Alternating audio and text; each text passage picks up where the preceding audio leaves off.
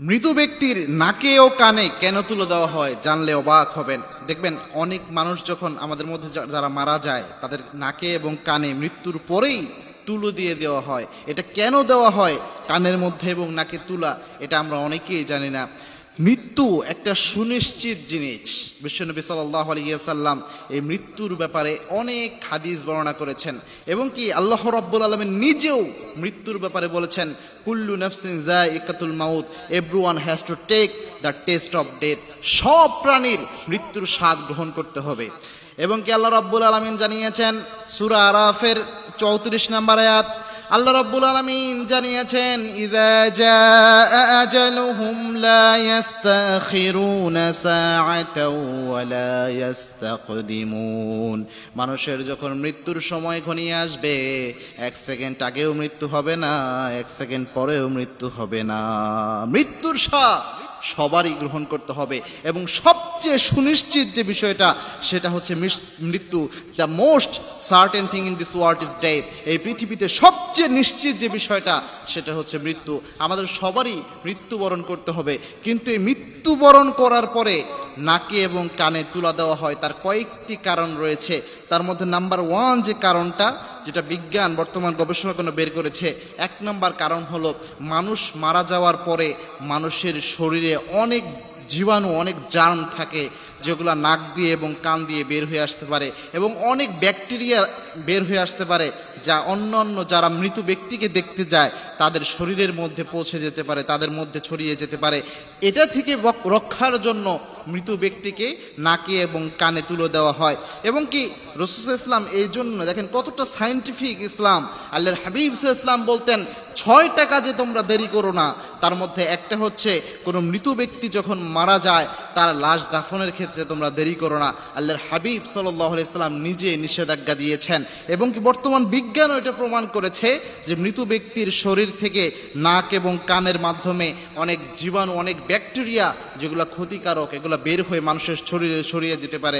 সুতরাং 1 নম্বর কারণ হচ্ছে মৃত ব্যক্তির শরীর থেকে যে বাজে জার্ম বা জীবাণু রয়েছে এটা ছড়িয়ে যেতে পারে। 2 নম্বর যে কারণটা বর্তমান বিজ্ঞান প্রমাণ করেছে, যদি কারো নাক এবং কান খোলা থাকে এদিক দিয়ে বাতাস প্রবাহিত হয়, এই বাতাস যেয়ে শরীর মৃত ব্যক্তির লাশ ফুলে যেতে পারে, ফুলে যে লাশটা অনেক বাজে অবস্থা হয়ে যেতে পারে, যার কারণে নাকে এবং কানে তুলা দেওয়া হয়।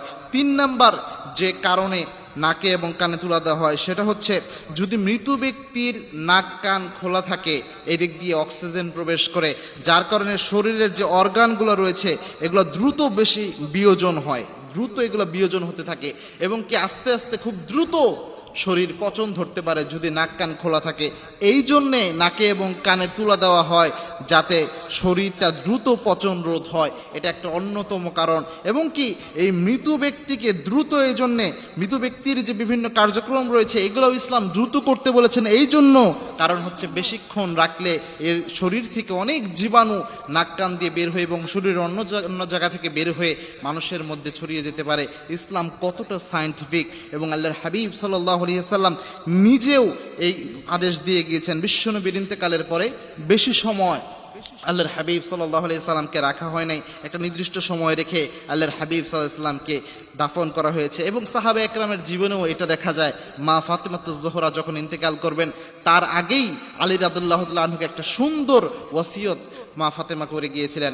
ফাতেমা রাদিয়াল্লাহু তাআলা আনহা আলী রাদিয়াল্লাহু তাআলা আনহুকে বলেছিলেন, আমি যখন মৃত্যুবরণ করব আমার জানাজার নামাজটা খুব অল্প সংখ্যক মানুষদেরকে ডাক দিয়ে জানাজার নামাজটা আদায় করিয়েন, বেশি মানুষকে ডাক দিয়েন না। আর আমার জানাজার নামাজটা রাতের বেলায় আদায় করিয়েন, কারণ রাতের বেলায় আমার লাশটা যখন নামাবেন মানুষ অত ভালোভাবে দেখতে পারবে না। দিনের বেলায় দেখলে মানুষ বলবে বিশ্বনবীর মেয়ের শরীরটা এতটুক লম্বা ছিল, এতটুক মোটা ছিল, এই অনুমান মানুষ করতে পারবে। এতটুক পর্দার খেলাফ যদি আমার না হয়, রাতের বেলায় আমার দাফন কাজ সম্পন্ন করিয়ে। সুবহানাল্লাহ।